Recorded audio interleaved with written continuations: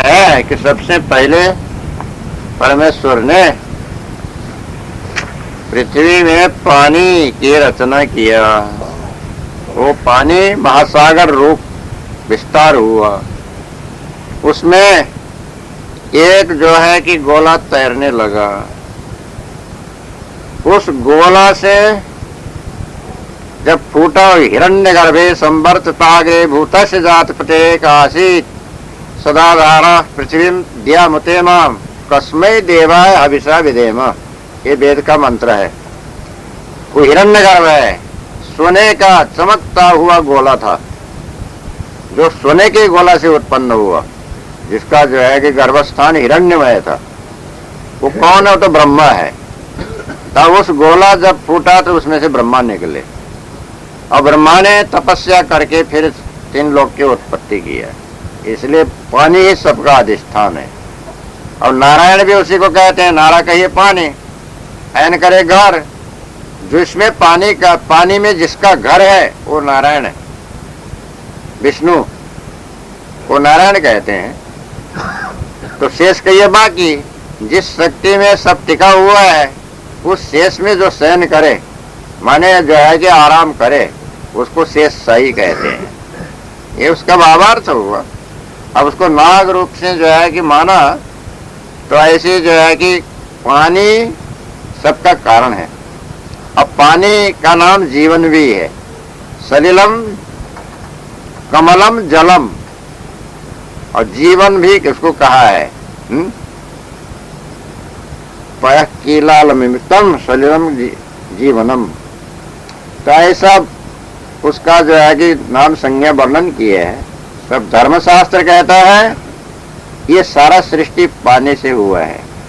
पानी ही सबका मूल अधिष्ठान कारण है।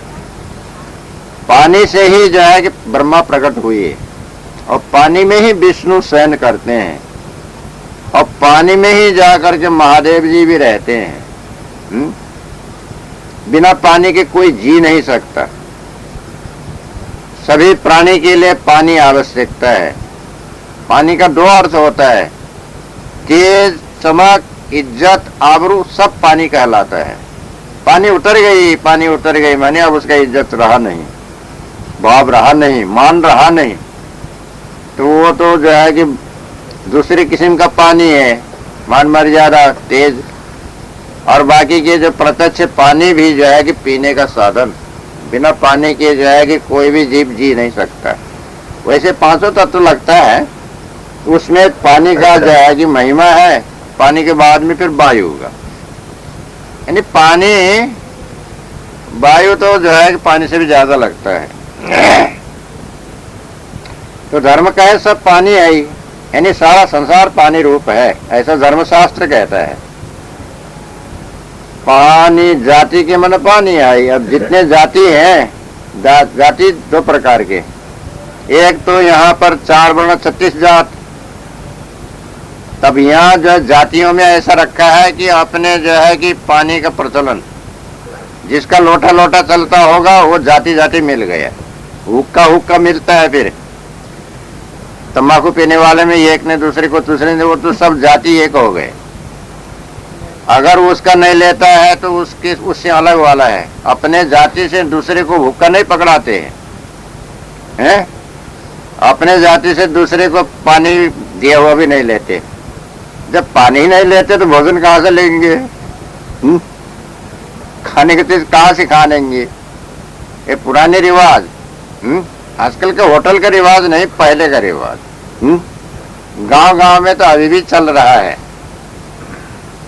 अब जो है कि जाति के मन पानी ही है। जाति के मन में भी पानी ही बैठा हुआ है। अधिकांश उत्तर प्रदेश और जो है बिहार में पानी चलता है कि नहीं? कौन दूध के हो कहते हैं? पहले दूध पूछेंगे, किस माता के दूध पिए हो? फिर जो पानी चलता है कि नहीं, लोटा चलता है कि नहीं, ये पूछेंगे। अब चलता होगा तब उसको बैठाएंगे ठीक से, नहीं चलता होगा तो दूर रहो, ऐसे बोलते हैं उनकी जो है कि। ऐसा रहा, अभी भी है गांव खेड़े में, तो सब मिटा तो नहीं। तो ऐसे जातियों के मन में भी पानी ही बैठा है। धर्म शास्त्र या धर्म कर्म बतलाने वाले के मन में भी पानी ही है। आहा ही माने है। अब ऐसे ही जो है कि जाति का ये सिद्धांत, ब्रह्म सिद्धांत, यानी जितने सिद्धांत है संसार के विषय के सिद्धांत, कर्म उपासना योग ज्ञान विज्ञान, भौतिक और जो है आध्यात्मिक जितने सिद्धांत है, अब इसमें जो है कि पानी है तो क्या है, वाणी है। बीजक के भावार्थ में पानी कहिए वाणी, सब वाणी वाणी है, काल्पनिक वाणी है। और दूसरा धर्मशास्त्र क्या कहता है, धर्मात्मा लोग क्या कहते हैं, सब पानी है। हाँ, तो सब पानी से तो उत्पन्न हुआ है। जितने देहधारी उत्पन्न हुए जीव के सत्ता संबंध से पानी द्वारा उत्पन्न हुए। रज बीर्ज दोनों भी पानी है। अब रज बीर्ज के संबंध से शरीर की रचना हुई तो अधिकांश अज्ञान अवस्था में जो है कि विषय का ही जो है संस्कार वासना सम्मुख में आता रहता है। वो विषय भी पानी ही है।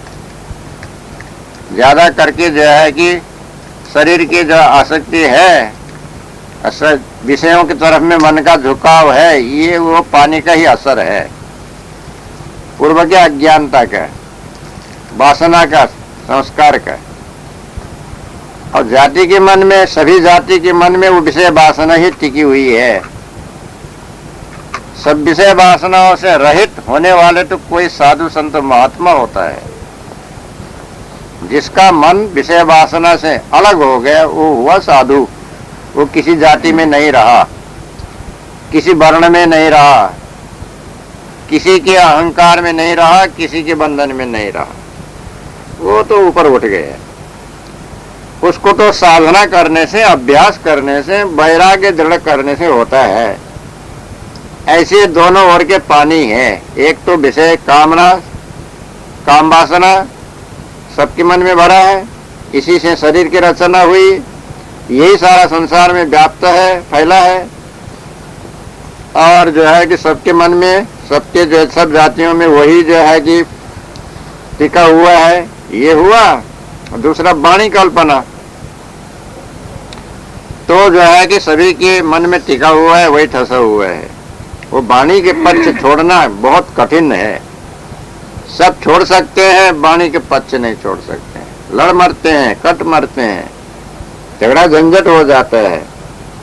इस प्रकार से धर्मशास्त्र में भी वही कहते हैं, धर्मात्मक कहलाने वाले गुरु भी वही कहते हैं, पंडित भी वही कहते हैं, उपदेशक भी वही कहते हैं, वो मौलवी भी वही कहते हैं, पारसी भी वही कहते हैं, पादरी लोग भी वही कहते हैं, और भंते कहलाने वाले भी वही कहते हैं, गंते कहलाने वाले भी वही कहते हैं।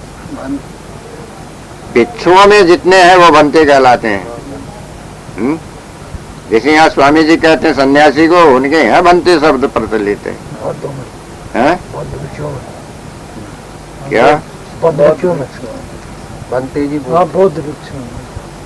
हाँ, बौद्ध भिक्षु में, बौद्ध शास्त्रों में उसका उल्लेख है। अभी भी व्यवहार में ऐसे ही होते हैं। तो इसलिए ये सारा पानी में के जाल में जो है बहे, उसको परख करके विषयों को त्यागो, वाणी कल्पना को त्यागो। शुद्ध निर्मल अपने चेतन स्वरूप वो पानी नहीं है, वो सबका परिचय है, दृष्टा है, 5 तत्व से पृथक है। वो वाणी मात्र भी नहीं है और विषय रूप भी नहीं है। अब वो तो सबसे अलग है। ऐसा अपने स्वरूप को जानकर ये सारा पानी के विकार को मिटाओ। घोर पतंग सरे घड़ी आरा, ही पानी सब करे अचारा। सदगुरु श्री कबीर साहब कहते हैं, बड़ी बड़ी नदियों में, गंगादी नदियों में सब बहा देते हैं। कोई भी मर जाता है, ढोर मर गया तो उसी में छोड़ देते हैं, आदमी मर गया तो उसी में ले जाकर छोड़ देते हैं, डुबा देते हैं, या यूं ही फेंक देते हैं। अब वहीं पतंगी मर जाते हैं, उसी में पड़ते हैं, कीड़े मकोड़े मर जाते उसी में पड़ते हैं, चिड़िया मरते उसी में जो है पड़ जाते हैं, घड़ियाल तो वहीं पर जो है जन्मते वहीं मरते ही रहते हैं। मछलियां, घड़ियाल और दूसरे भी जल जंतु तो जो है कि वो तो जल में जन्मते मरते जो है कि वो तो उनका घर ही है वहाँ। जो वहाँ उनका घर नहीं वो भी जो है कि गांव से इधर उधर से चारों ओर से बटोर के ला के छोड़ देते हैं, तब वहां पर जो है कि सड़ता है। अब उसी पानी में जाके स्नान करना, आचमन करना, अब उसी से पवित्र मानना, आचार विचार पकड़े हैं तीर्थ स्थान मान करके। यानी जहां वो कचरा है वहां नहीं, उससे जरा हट करके करते हैं। वे मुर्दे के पास में बैठ के तो नहीं करते हैं। हम मैले बह रहे हैं वहीं जाके तो नहाते भी नहीं है। जरा आगे पीछे दूर नीचे ऊपर बैठ के उसको ऐसे ऐसे उलिच करके दूर बहा देते हैं, इस पानी को साफ करके जो आएगी। काई वाई भी सब लगा रहता है, उसको हाथ से हिला हिला करके दूर करके तब कहीं नहाते हैं। गंगा स्नान, नर्मदा स्नान और भी दूसरे नदियां, यमुना के स्नान, गोदावरी के स्नान और जो गोमती का स्नान, दूसरे भी कई एक नदियां हैं, गंगा, यमुना, सरस्वती, गोदावरी, नर्मदा, सिंधु, कावेरी और भी गंगोत्री, यमुनोत्री, बहुत सी व्यास नदी, बहुत सी संगम है। ये सब का स्नान करना, परिक्रमा करना, ऐसा बता रहे हैं। तो ऐसे पानी होके जो है स्नान करके ये सब अज्ञानी लोग, कर्मकांडी लोग, गुरुआ लोग शुद्ध पवित्र हुआ, ऐसा जो है कहते हैं। तो जो है कि अब ये तो उनकी मिथ्या आनंदी है। तो इसी तरह से वाणी में भी ढोर के समान जो आचरण करने वाले कौन, यही जो है कि अवगढ़ लोग, पशुवृत्ति धारण करने वाले परमहंस लोग, पतंगे के समान जो है कि जल मरने वाले भक्त लोग। तो ये वाणी कल्पना में अवसरें घड़ियाल के समान जो है कि योगी लोग, ढोर हुए ब्रह्मज्ञानी, पतंगे हुए भक्त लोग, घड़ियाल हुए योगी लोग। यही वाणी कल्पना में सरे मैंने सड़ रहे हैं, भ्रमिक हो रहे हैं, खराब हो रहे हैं, दुर्गंधित हो रहे हैं। उसी पानी में, उन्हीं के वाणी में सब आचार विचार करते हैं, हमें स्नान करते हैं, अवगाहन करते हैं, मनन करते हैं, उनके वाणी को ही सत्य मान करके जो है कि उसमें जो है कि अपने भूल रहे हैं। तो ऐसी भ्रम भूल में नहीं पड़ना, परख करके त्यागना। अंध छोड़ी जो बाहर होई, बहुल पंथ नहीं जो है सोई अर्थ पाई। सदगुरु श्री कबीर साहब कहते हैं, अभी अपना निर्णय बतला रहे हैं। ऐसे वाणी का जाल, कर्म उपासना योग ज्ञान विज्ञान का और विषय की वाणी का जाल को भी छोड़ करके, फंद का ये जाल, फांस को परख करके, जान के, समझ बूझ करके, निश्चय करके, गुरु निर्णय से जो उससे उसके बंधन से बाहर हो गए, किसी मत पंथ ग्रंथ के जो है कि अधीन में नहीं रहे, किसी के बंधुआ नहीं हुए, बिल्कुल निर्बंध हो गए, फिर बहरी गए, फिर दोबारा पुनः लौट करके पंथ नहीं जो है सोई। अगर पहले उनके पंथ में दीक्षा लिया भी होगा तो पारकी गुरु की बोध से कसर समझ में आया तो फिर वो दोबारा वो उसके जाल में नहीं पड़ेगा। वो पंथ में जा करके सच्चा समझ करके या उसमें गुण समझ करके नहीं जो है माने देखना, नहीं देखेगा, उसमें जा करके नहीं फंसेगा, नहीं अटकेगा, नहीं भटकेगा। दोबारा उसमें जा करके जो है कि उसमें लोभ लालच नहीं ही करेगा। वो ऐसा जो है कि वो भ्रांति में अपने पड़ेगा नहीं, दूसरे को भी पाड़ेगा नहीं। बोध होने के बाद में छूट गया तो छूट गया, फिर उसके जो है में अपने बांधेगा नहीं, दूसरे को बांधेगा नहीं। ऐसे जो है कि निर्बंध स्थिति उसका हो जाता है। इसलिए अच्छी तरह से परखो, जानो, समझो, बूझो।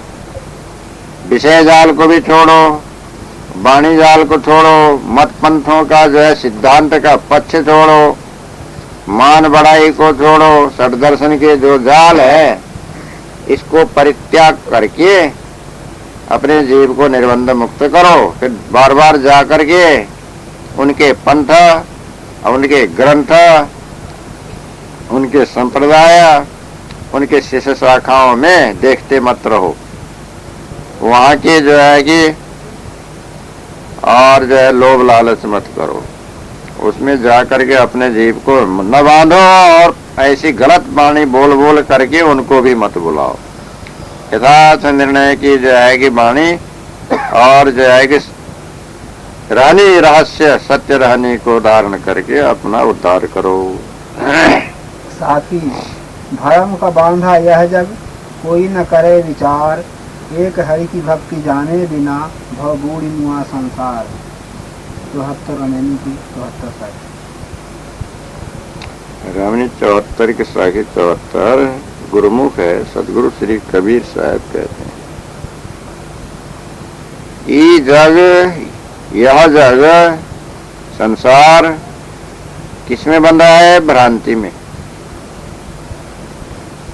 वाणी की भ्रांति, वेद कुरान की वाणी की भ्रांति में, गुरु लोगों की बताई हुई सुनी सुनाई वाणियों की भ्रांति में, ईश्वर ब्रह्म परमात्मा की भ्रांति में, और जो है कि आशीष और श्राप की भ्रांति में, भूत प्रेत की भ्रांति में, और कोई दुख दूसरे सुख दुख देने वाला है ऐसे मिथ्यामानंदी की भ्रांति में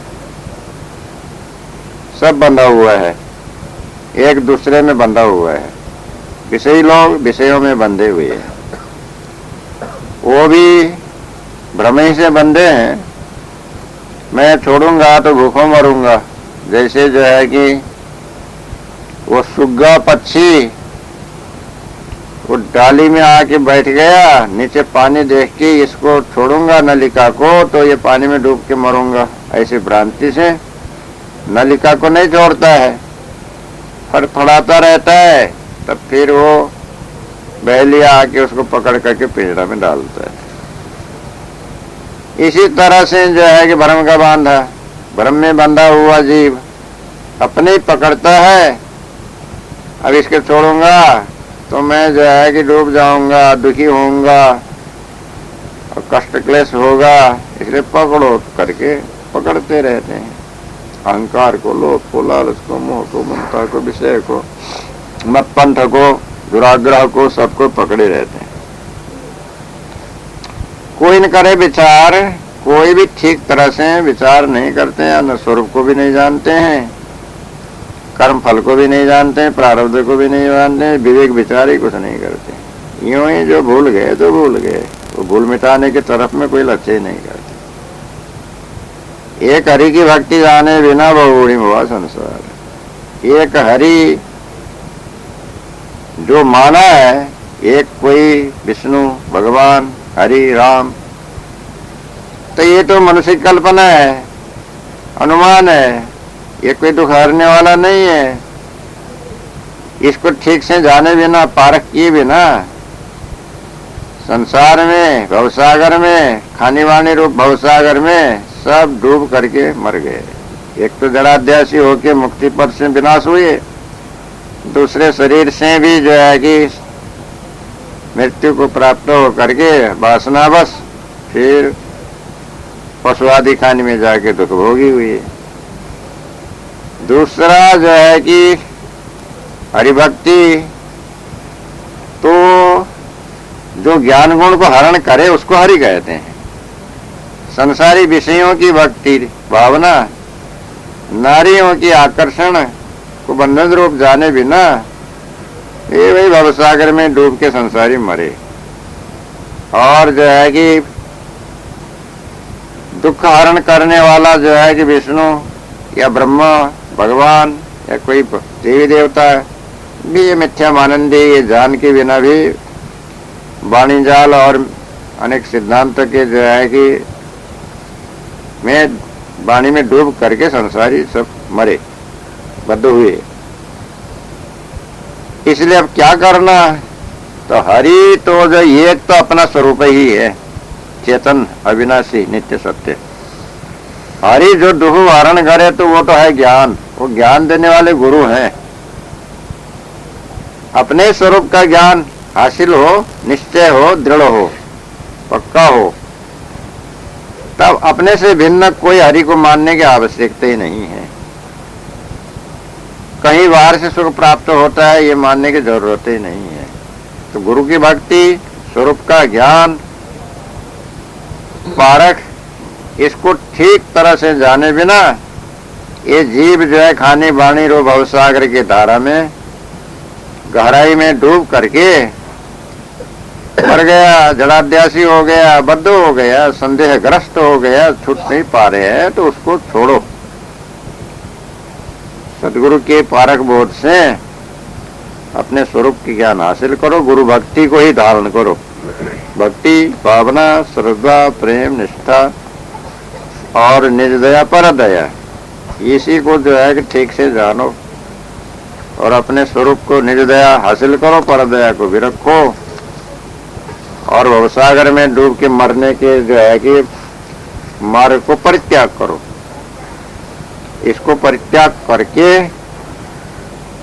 अपने स्वरूप की स्थिति ठहराव करो तो तुम्हारा कार्य सिद्ध होगा। ऐसा इसमें जो है कि समझाए।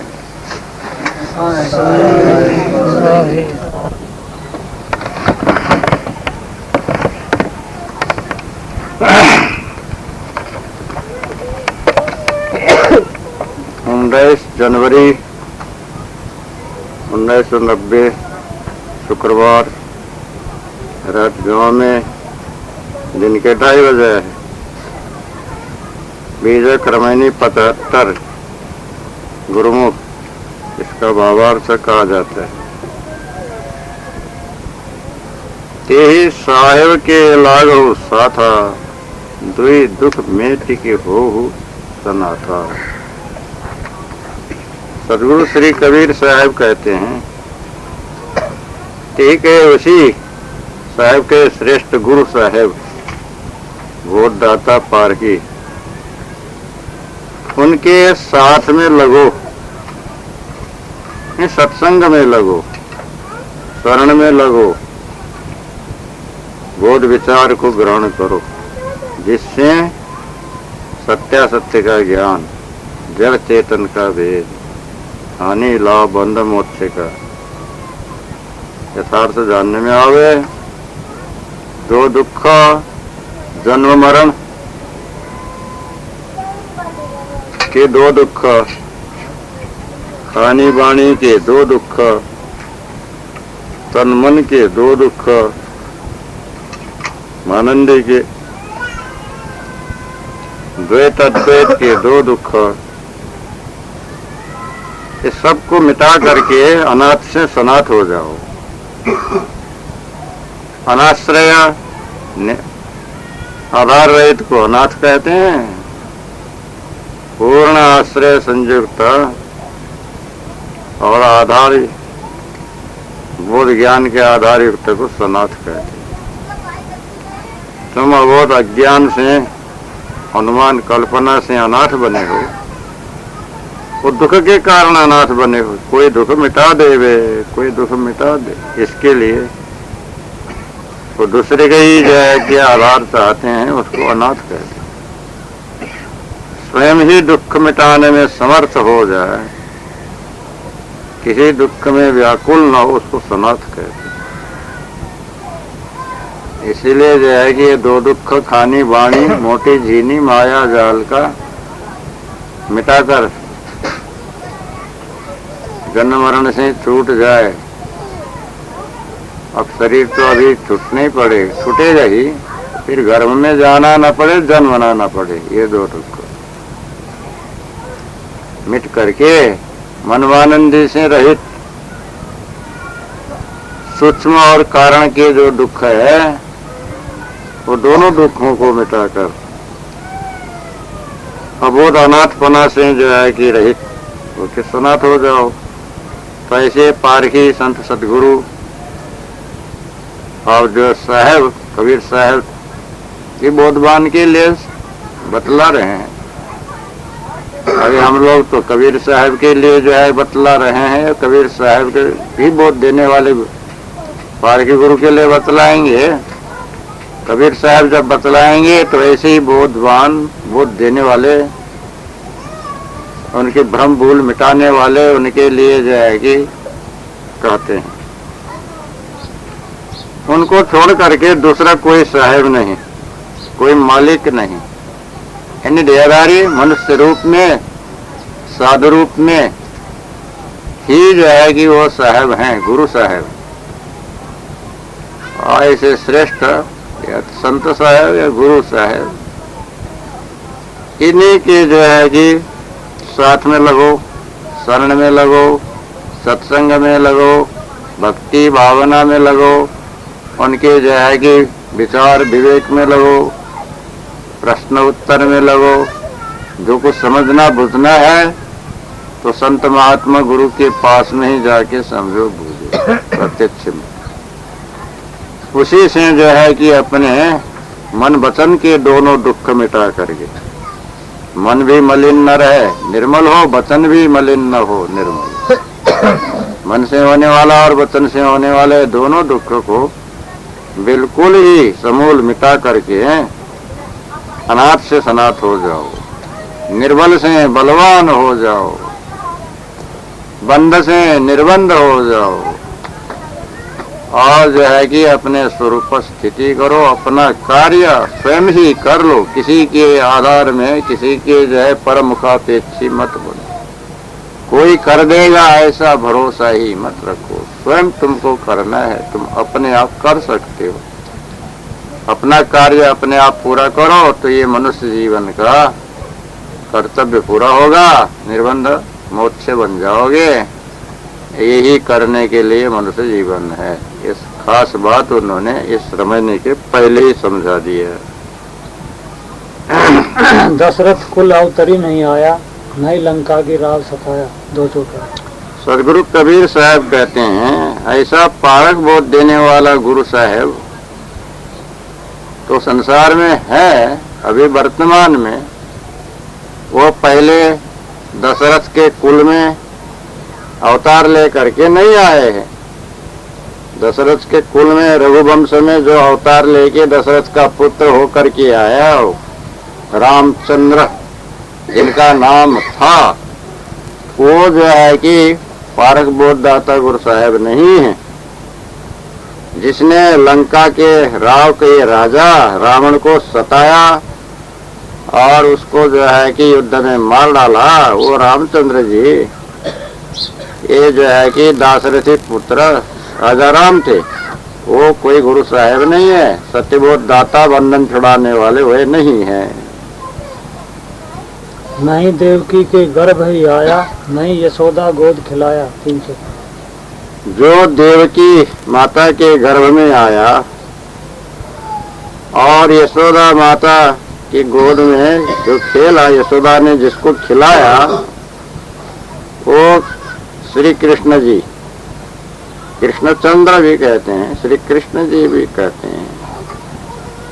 अब ये जो है कि भी जो गुरु साहब है पारक बोधदाता, वो नहीं है। इन्होंने कोई गुरु साहब का बोध भेद नहीं पाया।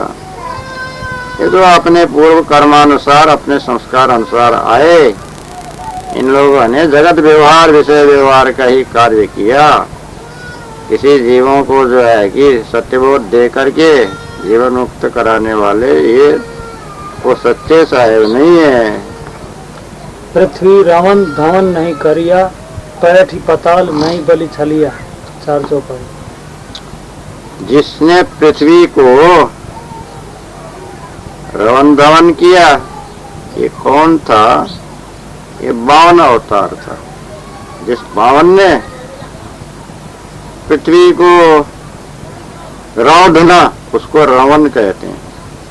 रावणा उसमें दौड़ लगाना फौज लेकर के, उसको धवन कहते हैं। रौंद डालना, अब जिस रास्ता से जो है कि लश्कर फौज हजारों की संख्या में जाए, चाहे खेत हो, फसल हो, बाग हो, बगीचा हो, सब रौंद डालेंगे, सब नष्ट हो जाएंगे।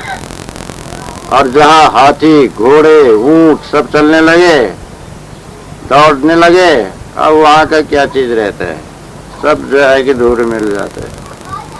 जिस समय में लड़ाई होती है, फौज आते हैं, उस समय में आसपास के खेत ध्वंस होते हैं, बाग बगीचा नष्ट हो जाते हैं, किसी का कुछ रहता नहीं, कोई वहाँ बोल नहीं सकता है। बोलेगा क्या, एक की संख्या में तो है नहीं। यदि लुटेरे आए या दुश्मन के साथ फौज आए, फिर क्या बोल सकते, वो तो मार काट करते हुए, अग्नि लगाते हुए, ध्वस्त करते हुए, जो सामने में आएगा उसका जो है कत्लेआम करते हुए आते हैं। तो ऐसे जो है कि राजाओं की फौज लेके आने वाले, तो जिसने जो है पृथ्वी को जो है रौंद डाला, धावन, खूब दौड़ लगाया, धाया, और जो पाताल में जो है कि बलि को छल करके पाताल में भेजा, तो पाताल में भेजने वाला वामन अवतार था। दानी बलि ने कोई अपराध किया नहीं था, दान देता रहा देवताओं को सूर्य के राज पलटाने के लिए, छल कपट से दान 3 पैर पृथ्वी मांग करके, फिर छल कपट से खूब अपने 3 लोग नाप लिया, 2 पैर में पृथ्वी से आकाश मान लिया, तीसरा